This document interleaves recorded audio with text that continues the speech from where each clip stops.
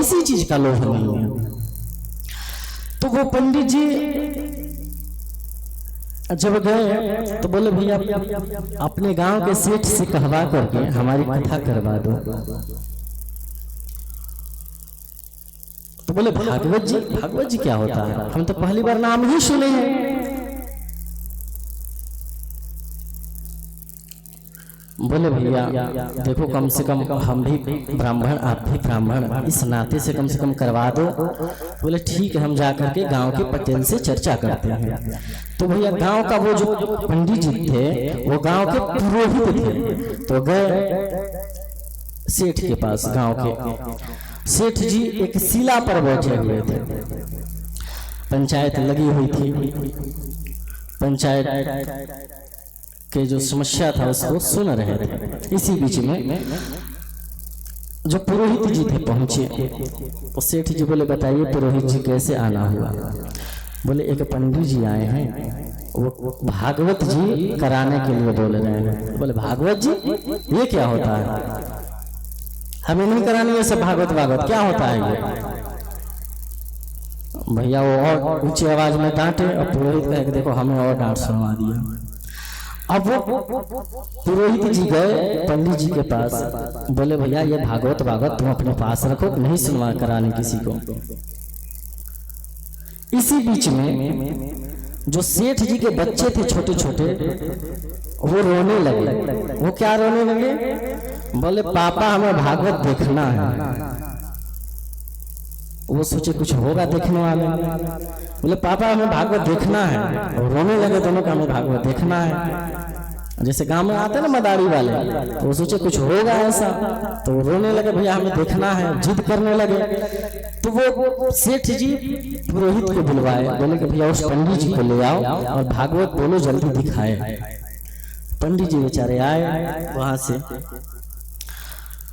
तो पंडित जी सोचे कि कुछ नहीं तो थोड़ा बहुत मंच ही लग जाए, जैसे भी हो करके कथा। तो बैठे, बोले भैया थोड़ा स्नान ध्यान कर लो थोड़ा। बोले स्नान छोड़ो, तुम तो दिखाओ क्या है। बोले दिखाओ, पंडित जी दिखाओ सब कह रहा है। बोले अच्छा ठीक है, कम से कम मंगलाचरण कर लें। अरे छोड़ो वैसे मंगलाचरण, तुम तो दिखाओ भागवत जी दिखाओ। बच्चे कहे कि दिखाओ। अब सब ध्यान से देखें। अब पंडित जी अपना भागवत जी खोले, मंगलाचरण प्रारंभ किए। अब सब देखे ध्यान से कि अब भागवत निकलेगा इसमें से, अब भागवत निकलेगा। उसी समय भोजन का समय हो गया सेठ जी का। वो भोजन करने के लिए घर गए और भोजन करके वापिस आए उसी शिला पर, जिस शिला पर बैठ करके वो कथा कर रहे थे, उसी पर उनकी वो प्रतिदिन विश्राम करते थे, सोते थे भोजन करके। तो जब वो वापिस आए तब मंगलाचरण चल रहा था। तो अब वही सोना था उनको, तो उनके जांघे पर पैर पे सर रख करके सो गए। वो भी ठीक था, नाक और बजाना शुरू कर दिए। अब पंडित जी कहे भैया कथा चल रही है, पंडित जी सेठ जी थोड़ी कथा सुन लो, कथा हो रही कथा सुन लो। तो एक दो बार कहे सुने नहीं सेठ जी, तो धक्का दिया ऐसे कि साइड में थोड़ा सा हटो, कथा सुनाया। अब भैया सेठ जी को आया गुस्सा, बोले तब से नौटंकी कर रहा, अभी तक तो दिखाया नहीं।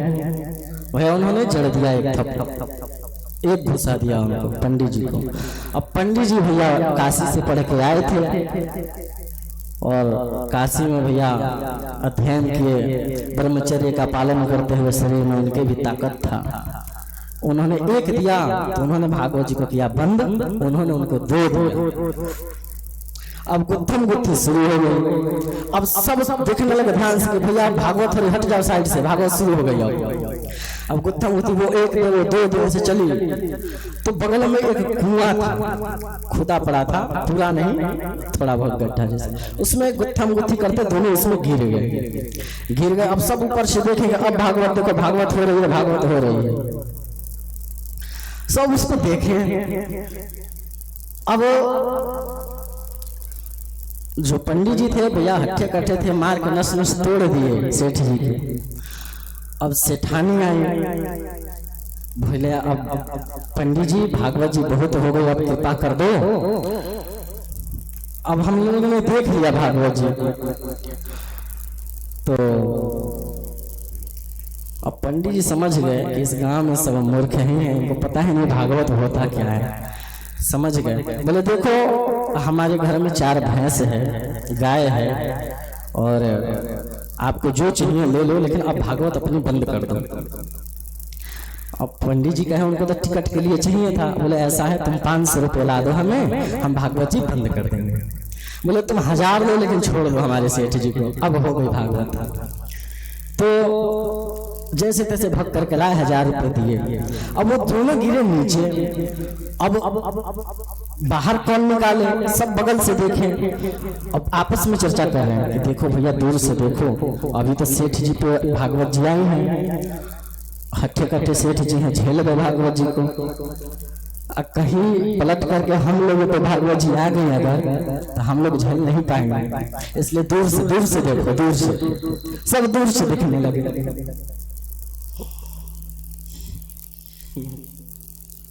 अब इसी बीच में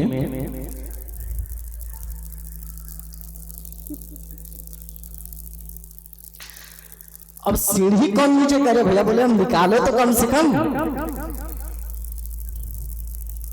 तो अब जैसे तैसे करके सीढ़ी ऊपर से ही नीचे छोड़ दिया, कहीं भागवत जी हमारे ऊपर ना आ जाए।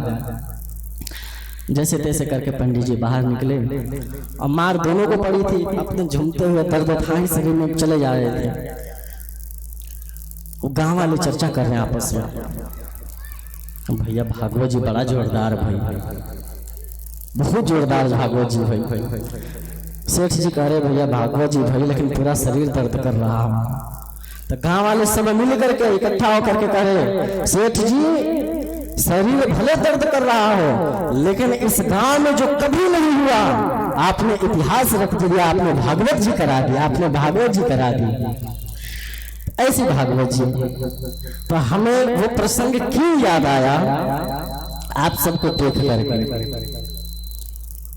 कथा हो रही है, वार्तालाप कर रहे हैं, कथा में 2-3 घंटे शांति से नहीं बैठ सकते।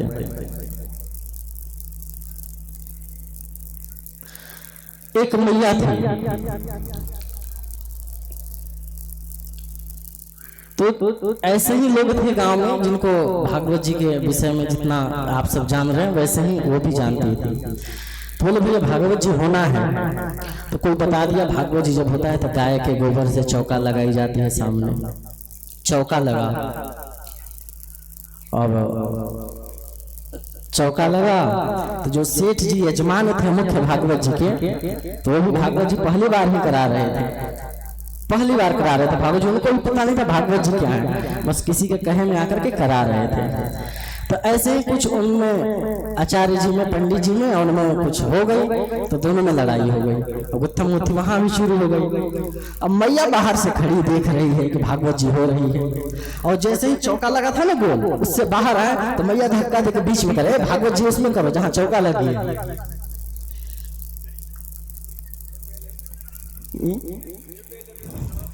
भागवत जी जहाँ चौकी लिपे उसमें करो, बाहर नहीं निकलो। बाहर अगर ज्यादा जगह लगता है भागवत जी करने में, तो कल और चौका लगा देंगे थोड़ी।